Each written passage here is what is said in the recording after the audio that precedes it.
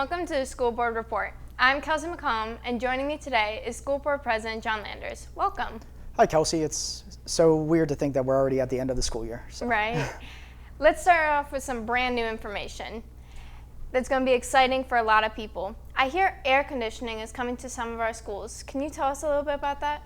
Sure. So that's a project we've been discussing, as a board and as an administrative team.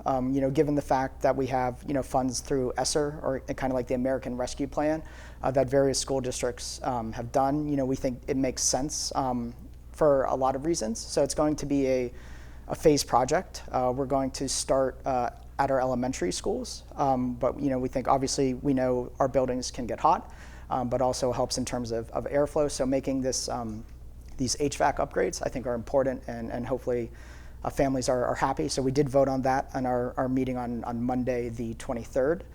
So we are hopeful that the electrical work could start this summer.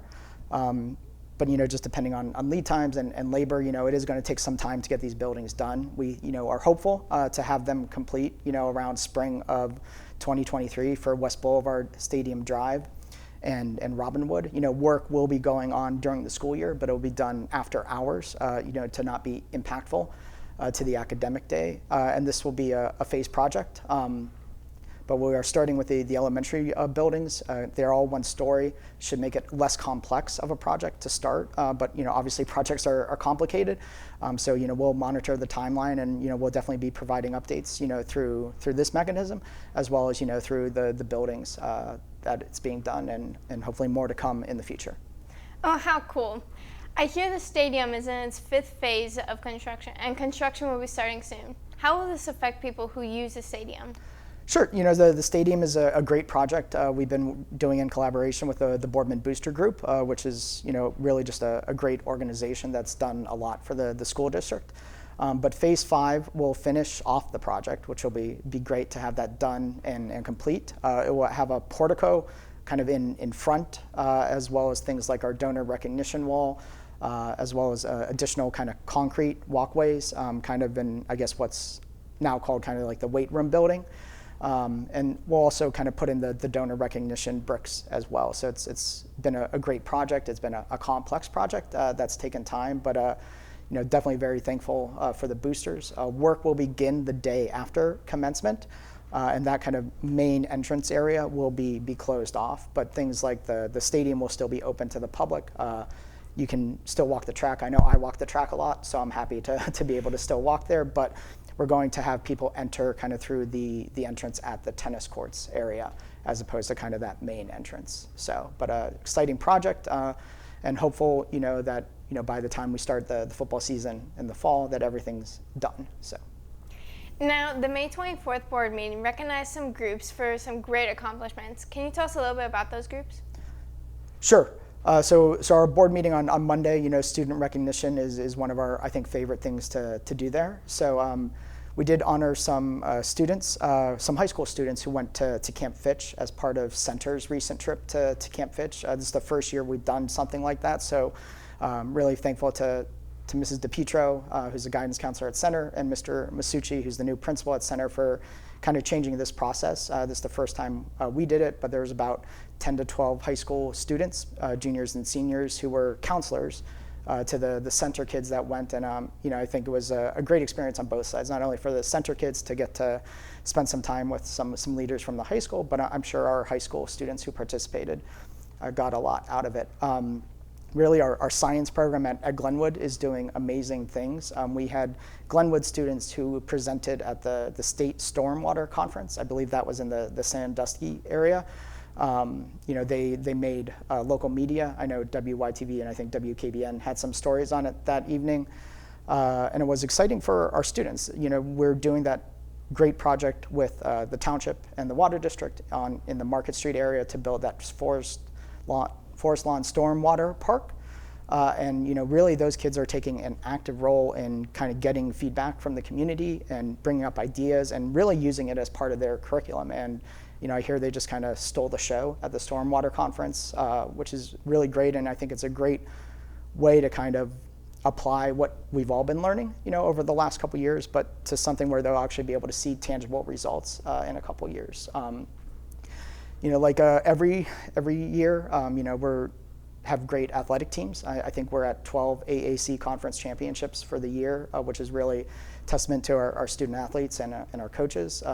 Our boys tennis team and our baseball team and girls track all earned AAC championships. I know the boys baseball team suffered a tough loss last night in the district final, but a great year for them. And then we did take the opportunity to kind of honor some boys track athletes who recently broke a district record and a school record. I think the 4x200 relay, so students like Ben Alvarico, Trey DePietro, Logan Thompson, and Cam Thompson. And I think our regionals for track was on Wednesday evening, kind of the prelims, and I think we're filming this on Friday the 27th. They're competing later this evening, so we wish them luck.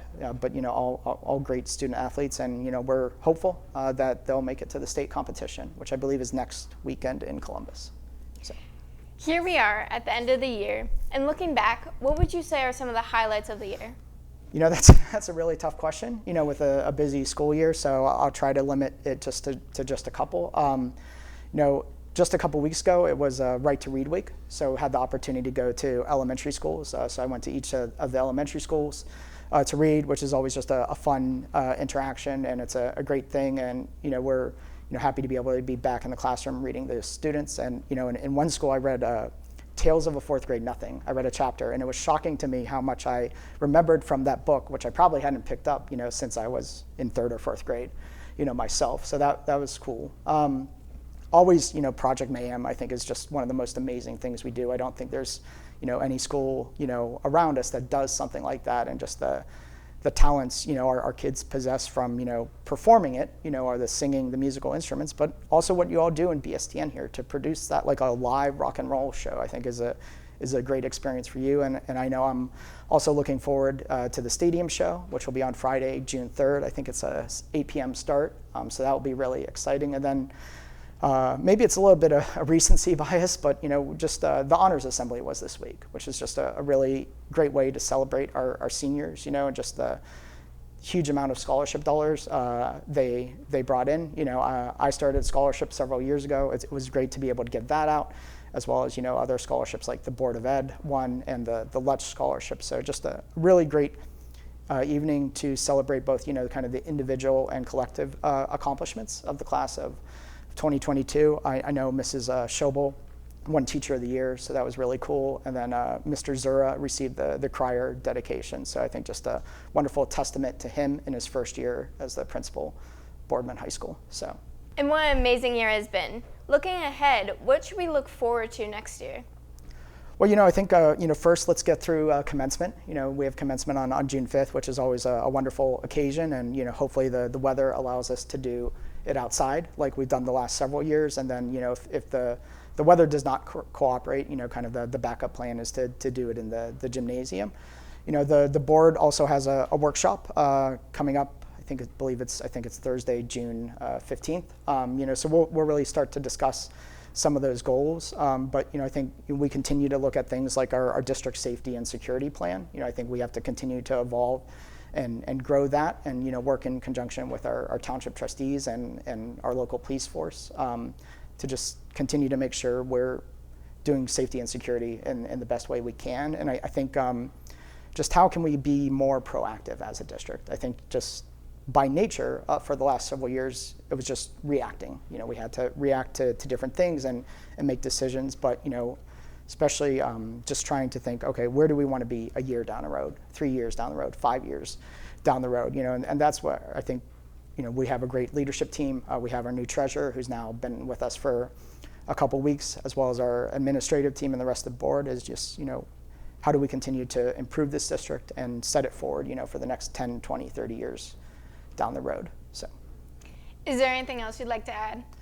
No, just thank you to the BSTN crew for doing these updates. I'm glad we're doing this. The board continues to meet in the summer, but we won't be kind of filming these updates because all of you get to deserve and enjoy your summer, a well-deserved break. So, but the board will continue to meet, at our regular kind of fourth Monday of every month. So.